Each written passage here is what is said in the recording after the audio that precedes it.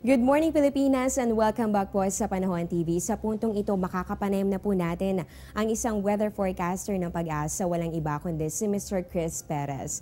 Good morning Mr. Perez, kahapon po isang panibagong low pressure area na naman ang namataan po ng Pag-asa pero nasa labas pa naman yan ng Philippine Area of Responsibility. Pero syempre bilang paghahanda ng ating viewers, ano na bang update dito ng Pag-asa? Posible ba yung maging bagyo?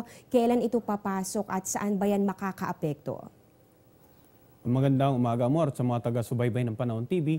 Tama nga, patuloy nga nagmo-monitor ang Pag-asa sa isang sama ng panahon sa silangang bahagi ng Mindanao at sa ngayon nga ay nasa labas pa rin ito ng Philippine Area of Responsibility. At kaninang alas 2 ng madaling araw, ito ay tinatayang nasa layang 1,890 kilometers silangan ng Mindanao. Ang nabanggit nating sama ng panahon nakapaloob pa rin sa Intertropical Convergence Zone na sa kasalukuyan ngayon nakakaapekto pa rin sa ilang bahagi ng ating bansa, particular na dito sa Palawan, sa buong Visayas at sa Mindanao. Sa ngayon ay wala pang direktang epektong nabanggit na sama ng panahon dito nga sa anumang bahagi ng ating bansa. Subalit nakikita natin, posible itong pumasok nga ng PAR or Area of Responsibility sa Martes next week. Kaya pinapayo natin ating mga kababayan na patuloy nga magantabay sa mga weather updates na ipapalabas ng Pag-asa hinggil sa nabanggit na sama ng panahon simula po sa araw na ito. Ayan, ulitin ko lamang ang nabanggit sa atin ni Mr. Perez tungkol dito sa binabantayan po nating low pressure area. Sa ngayon po, nasa labas pa naman yan ang ating boundary at inaasahan po natin na posible pong pumasok by Tuesday at inaasahan nga po natin na ito po'y magpapaulan sa ilang bahagi po ng ating bansa. Kaya tutok na lamang po kayo dito po sa Panahon TV para po malaman po natin ang mga pagbabago tungkol dito. At Mr. Perez, bilang gabay naman sa ating viewers, kung pag-uusapan natin ang rainfall distribution this month. So kapag ba July, ano bang areas ng ating bansa yung kadalasang nakakaranas ng pinakamaraming pag-ulan? Amor, bahagyan nag-iba yung inaasahan nating rainfall pattern kumpara sa mga forecast natin nung nagdaang buwan dahil nga sa patuloy na pag-neutral condition nitong Central Equatorial Pacific. Dito sa ating pinakikita, yung first image, nakikita natin yung actual amount ng rainfall na pino-forecast ng Pag-asa sa iba't ibang bahagi ng ating bansa. Yung blue, ibig sabihin, mas mataas na amount ng rainfall kumpara dito sa mga lighter shade ng blue, yung darker shade, yun po, inaasahan natin.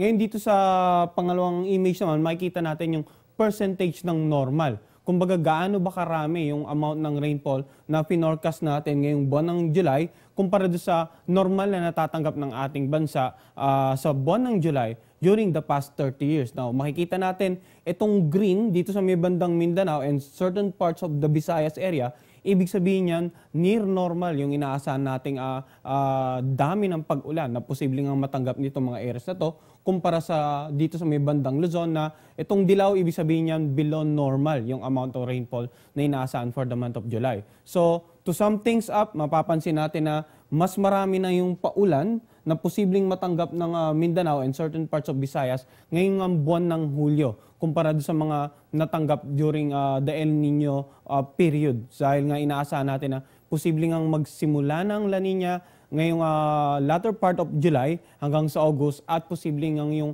pinakang epekto nito ay mas maging pronounced sa fourth quarter of 2016. So para po dito sa mga residente ng Mindanao, makakaranas na po kayo ng kaunting improvement dito po sa rainfall dahil nga po nitong mga nakalipas na buwan talaga pong apektado kayo nitong tagtuyot at ngayon nga po buwan na ito ayon po kay Mr. Perez, makakatanggap naman na kayo ng mga pag-ulan sa inyong area. At ito naman po pag-usapan natin itong temperatura this month. Ano ba itong average minimum and maximum temperatures natin sa mga pangunahing lungsod ng bansa? Amor, base na yun sa climatological records ng Pag-asa, in between 1981 to 2010, na kung saan in-average po natin yung mga minimum at maximum temperature observation sa iba't ibang bahagi ng ating bansa, particular nga dito sa tatlong major cities sa ating bansa. For Metro Manila, inaasahan natin ang minimum temperature ay around 24.1, habang ang pinakamataas na antas ng temperature naman, normal, for Metro Manila ay around 31.9.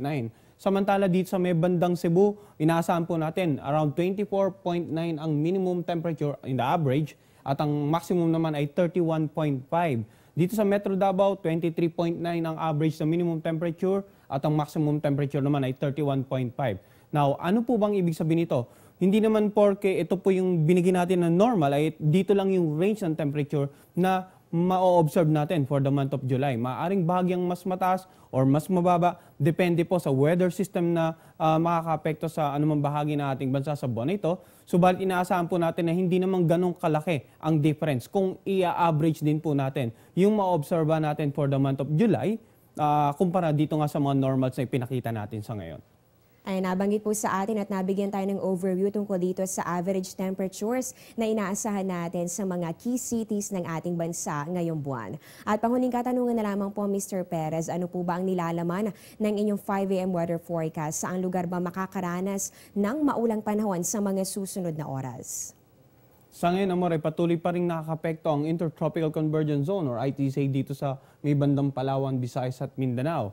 Now, within 24 hours, asahan po natin na ang Palawan, Mimaropa at ang buong Visayas at Mindanao, maulap pa rin na may mga kalat-kalat na mga pag-ulan at mga pagkidlat at pagkulog. Samantala dito sa Metro Manila sa natitirang bahagi ng Luzon, generally medyo mainit at malinsangang panahon pa rin ang iral, maliban na lamang po sa mga pulupulong pag-ulan o mga pagkidlat at pagkulog lalo na sa dakong hapon o gabi. Yung mga baybaying dagat naman natin is generally magiging banayad hanggang sa katamtaman ng pag-alon, subalit iba yung pag-ingat pa rin po para sa ating mga biyahero. Ayan, linawin lamang po natin yung binabantayan pong low pressure area sa labas ng PAR. Wala pa po yan direktang epekto sa anumang bahagi ng ating bansa. At yung mga pag-ulan na posible nating maranasan ngayong araw ay dala pa rin ng ITCZ o Intertropical Convergence Zone. Ay maraming salamat po, Mr. Chris Perez, sa naging impormasyon tungkol sa lagay ng ating panahon at mga dagdag kaalaman para sa ating mga manonood ngayong umaga. Nakasama po natin si Mr. Chris Perez na isang weather forecaster ng Pag-asa.